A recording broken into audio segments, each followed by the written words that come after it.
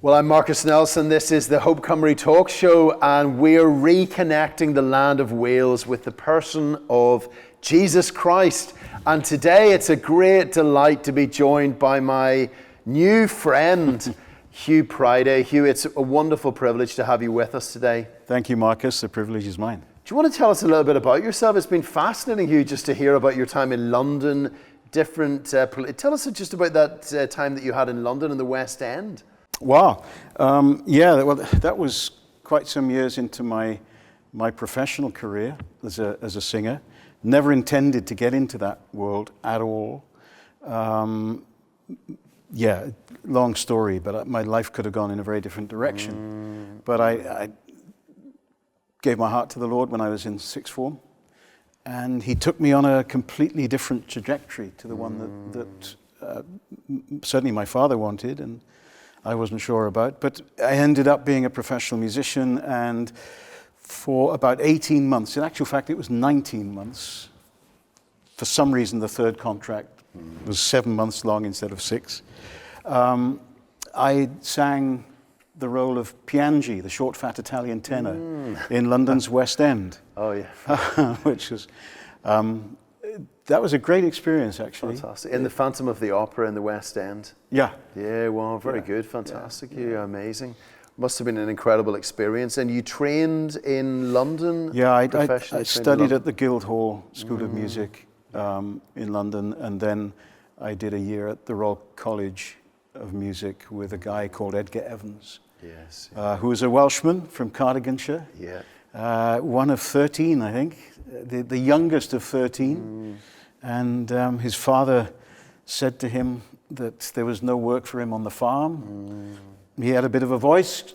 Go and sing for your living. And, very good. And Edgar ended up being a principal tenor for Covent Garden. Wow, very good. Studied in Italy studied the art of bel canto, singing, which is the Italian school of singing. So I had the privilege of working with him for a while. Yeah, fantastic. Wow, lovely.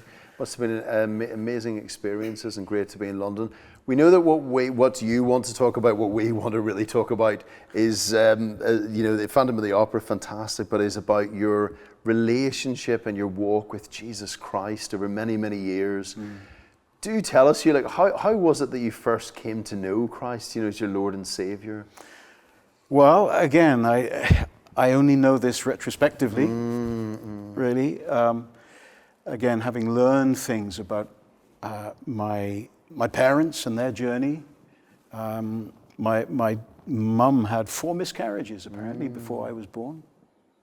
And I knew nothing about this until about 10 years ago, when I sang at a retirement do of an old teacher.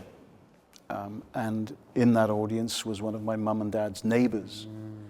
And I got talking to her, and she told me about how much, she said, my parents would be so proud of me because of, singing around the world and doing what I do. To me, it feels very different. It doesn't feel a bit like that. It's people's perceptions of you when they see you on stage, and the reality is very different. Yeah. So that's why my relationship with Jesus is the most important thing for me, because that's what defines me, not what I do, not what success I may or may not have had. None of that matters. Yeah. But yes, it was. I've forgotten your question. Yeah, no, it's that last verse, isn't it? Of when I survey the wondrous cross, isn't it? Everything else I count but loss compared to knowing Him. I love that story of the old missionary who was heading to China, and I think they had studied for a PhD, and as they were going on the boat across as a missionary, there was one point in the journey where they thought it was going to be more of a hindrance than a help, and they threw the certificate overboard and then just carried on. So saying, whatever other successes they'd achieved in life, that wasn't really going to be the key thing. But as growing up as a young person, you met people and actually knew people personally who had been part of the 1904 revival in Wales. People that had been impacted by it, very much so.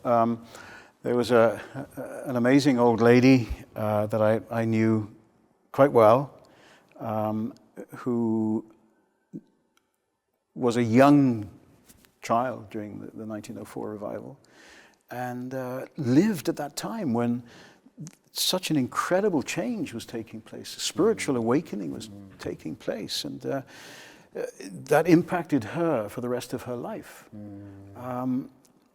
This lady got to know Rees Howells, Yes. Swansea Bible College fame.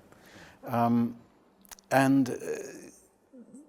it's interesting, listening to her talk about him and how she found him to be. As a real man, there was another side to him that wasn't portrayed in the book. Yes, yeah. And I think that's important for us to remember. We can read about these historic figures who God used so wonderfully and mightily, but every single one have been flawed. Yes, yeah. And there's a tendency in Christendom to want to put people on pedestals. Yes, yeah, absolutely. And that's not a good thing at all, because right at the heart of the gospel message it's a story, it's a love story from Genesis to Revelation, from beginning to end. It's one story of a God who created us, who created this world, created this universe, and who loves us with an everlasting love, a love that we cannot comprehend. Yeah. And right at the heart of that message is his intervention in a broken, fallen world. So, that's why Jesus came into this world, was to identify with our humanity. And I think that's something that a lot of churches don't teach, don't preach. Yes, yeah.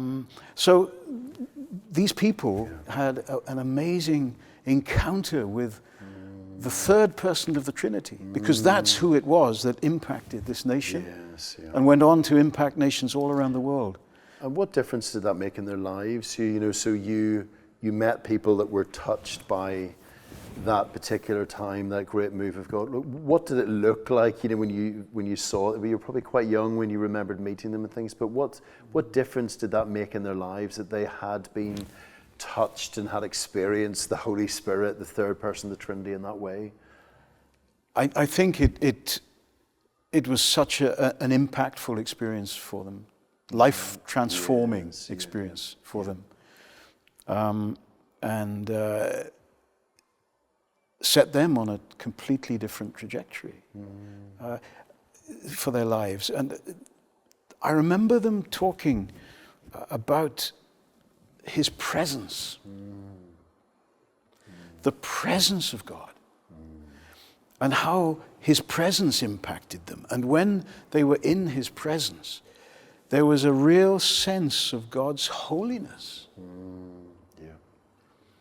And within that, and I had an experience like this, which maybe we'll talk about a little bit later, but I had an encounter once where I came face to face with the living God, with the risen Savior. And I felt so undone. I felt so unworthy to be in his presence. And yet, within that, through the Holy Spirit, saw an incredible love and a forgiveness and an acceptance of who I was, because I was seeking this risen Savior, this Jesus, right at the epicenter of this incredible journey from Genesis to Revelation. Jesus stepped into our humanity, laid aside all his rightful position to be born the same way that all of us are born. Yes. Yeah. And yet he had a very different Father. Yes, yeah. So, and I just love the fact that, there's a reality to this person, Jesus, that I think, sadly, a lot of Christendom haven't yet encountered. Yes, yeah. And he is so much more than we can fully comprehend and fully understand. Yeah. So the people that I've met, a few, they would talk about being aware of a holiness, Yes. a divine presence, and a response to that being one of surrender. You had to make a decision. Absolutely, when you come into the presence of a holy God, what do you do? Yeah. And we see that the whole way through the Bible, don't we? You know, when Moses meets the living God in the burning bush, and then, you know, we think about Isaiah and the temple and the way he says, you know, woe to me, for I'm a man of unclean lips. And then Peter, the same on the beach. You know, I always think he says, go away from me, Lord, because I'm a sinful man. Yeah. So when we actually meet with the living God, we are overwhelmed by that sense of his holiness, his glory, you know, his infinite majesty and power. And you could feel, you know, when we meet him in that way, and that does often come with revivals, doesn't it? There's a real sense of conviction of sin, a real sense that he is holy and that we are sinful. But in your own experience, you also had a wonderful experience of Jesus in his holiness reaching out to you in love and kindness. Tell us about that. Yeah, I'd been a follower of Jesus since just before my 17th birthday. And, you know, like all of us, as a young Christian, you're trying to do your best. You're trying to make the adjustments that need to be made. You know, right? A fundamental of this walk with Christ is not just recognizing his divinity, not just recognizing who he is, but responding to that. And the Bible is clear that we have to repent. And that's a word that people really don't like. But it just simply means turning around and changing direction. Yes. And so it's, for me, I'd walked with the Lord from the age of 17 until I was in my 40s. God took me to South Africa, and I was there as a worship leader, which I'm not really a worship leader at all in the sense that most people would understand that to be. But I was there for 10 days in Johannesburg, and it was on a farm. There were about 2,000 pastors from all over Africa had come. And on the last night, God spoke to me very powerfully and totally transformed my understanding of my relationship with him. And I'd been staying in a home in Johannesburg with a beautiful couple whose eldest boy was away at university, and I'd had his bedroom. And at the foot of the bed was a poster. It was a dissertation or excerpt from a dissertation by Watchman Nee on Galatians chapter 2, verse 20. And so I was captivated by this. Every morning I woke up and there it was at the foot of my bed. Every night before I went to bed, there it was. You know, and it says, "For you were crucified with Christ.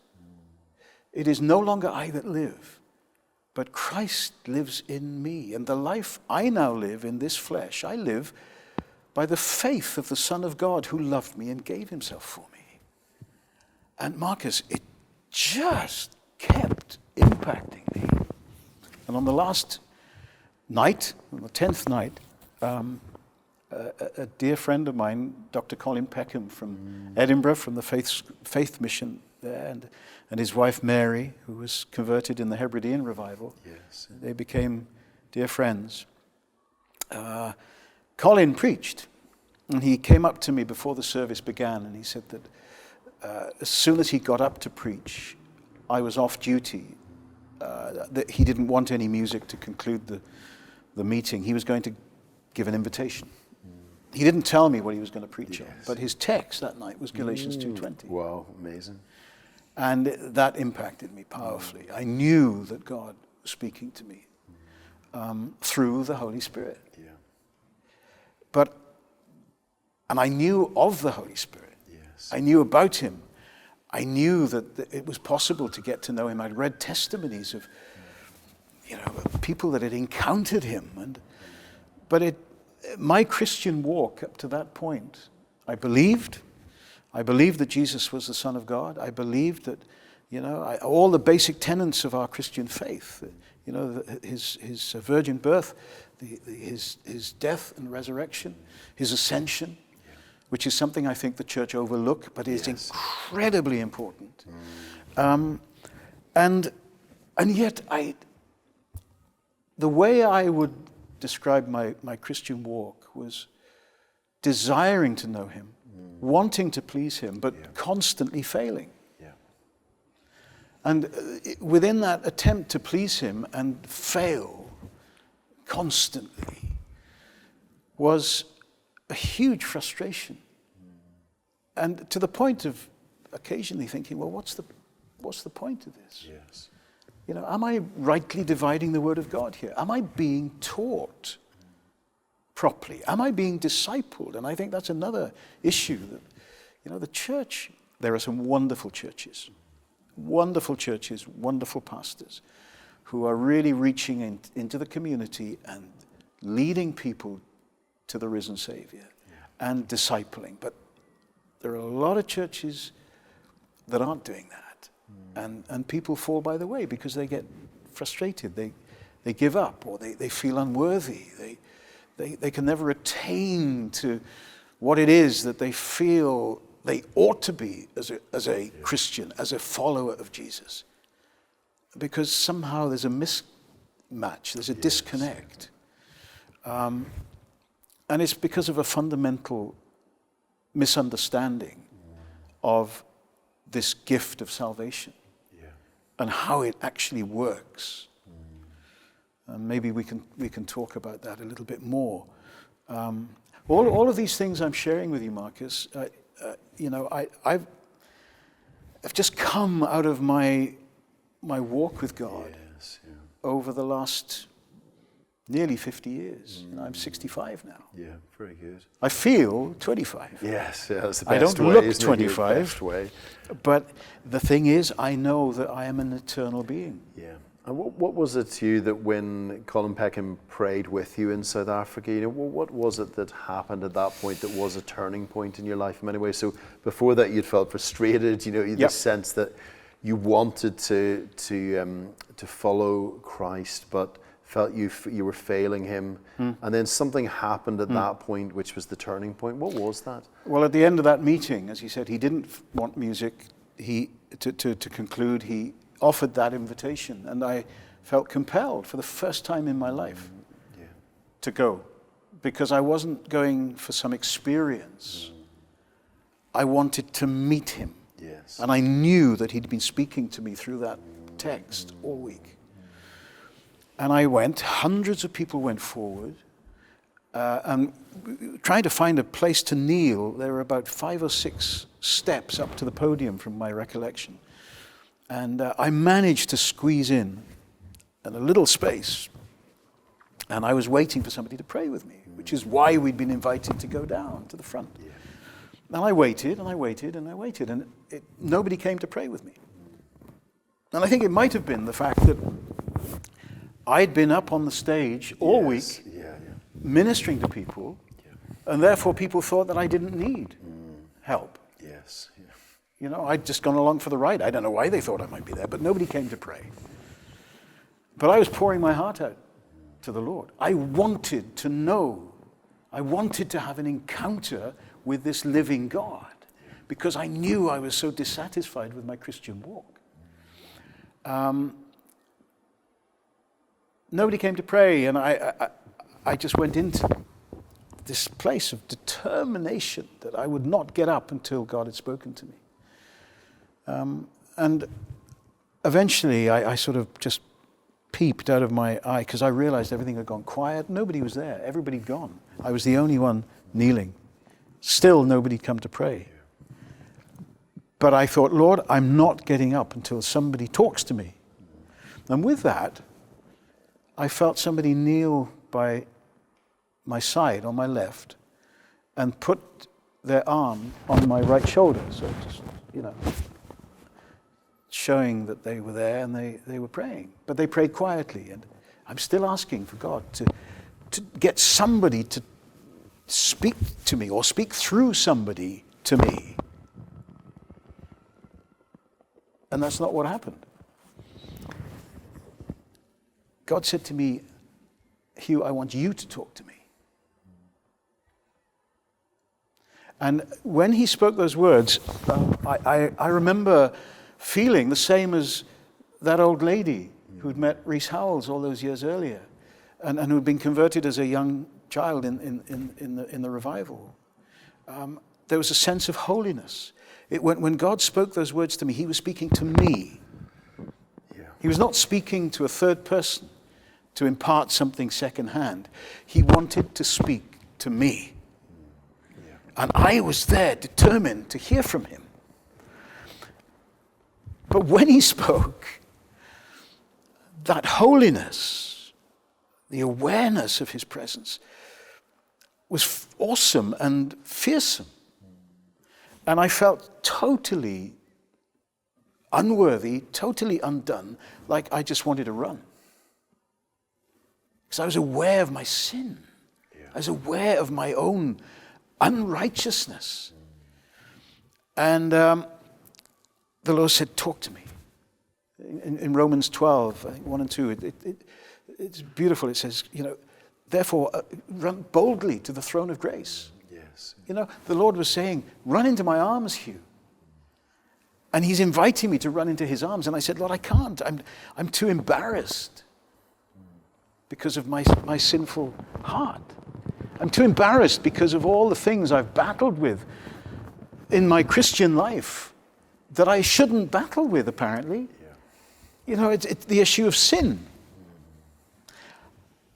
I was brought up in a religious sort of environment where sin wasn't allowed almost.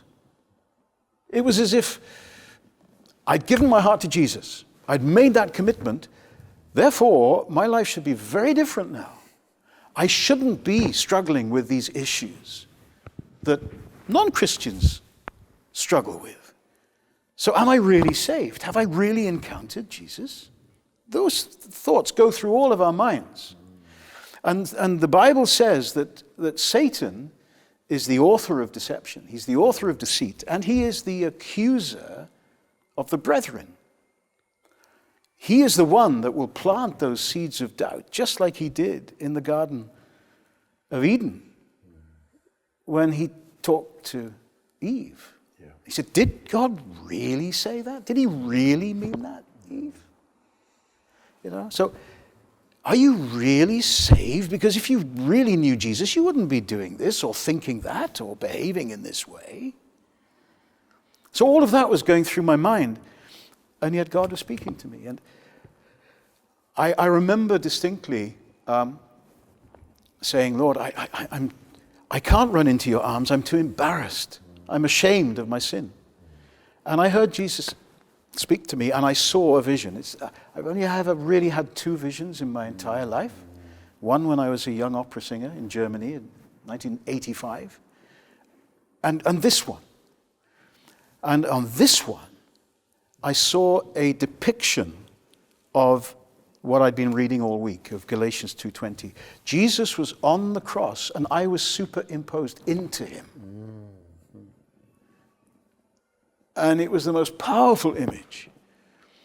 And I remember at that moment feeling utterly dreadful, utterly hopeless. I remember feeling this incredible darkness enveloping me. And then Jesus spoke. He said, Huw, don't be embarrassed. I am intimately acquainted with your sin because I bore it in my flesh. That's exactly what Galatians 2:20 says. Yes. But it's not what I was taught in church. It wasn't mentioned in the sermons that were preached. And what we're talking about here is the enormity of God's grace. It's unfathomable. It's beyond our comprehension that God could love us in the way that he does. And I think that by and large there has been a spirit of religion over the nation of Wales that happened quite soon after the Welsh revival, that has caused people to think in a distorted way of this incredible gift of salvation. And I remember talking to Selwyn Hughes about this. Yes. Yeah. He was a precious man, and he narrated the film that we did to commemorate the centenary of the revival, Diary of Revival. Yeah. He and I talked about this. Because CWR was birthed in Selwyn's heart as a 6-year-old boy underneath the family farmhouse table, listening to his mum and dad and his uncles and aunts talking about what happened when they met Jesus through the ministry of Evan Roberts. And God, I remember Selwyn telling me that's when God planted the seed for CWR when Selwyn was 6 years of age. Wow, very good. Yeah. Wow.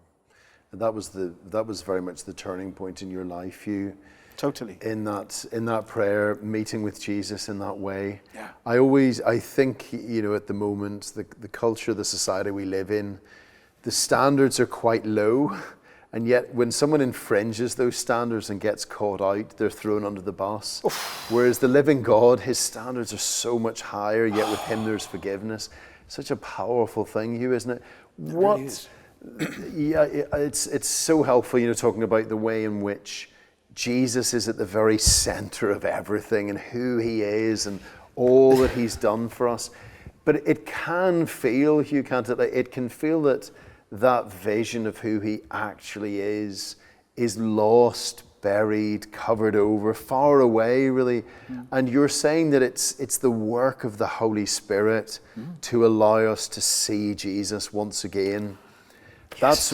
It's his work that we need, Huw, isn't it? We talk about Jesus until we're blue in the face and we describe his beauty and majesty and power. Yeah. We need the Holy Spirit to actually allow us to see Jesus for who he really is. We do.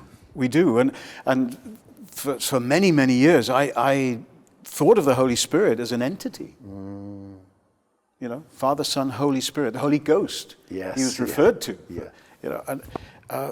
But the realization that he's actually a person. And I mentioned earlier that I think that the ascension is something that's largely overlooked, particularly by,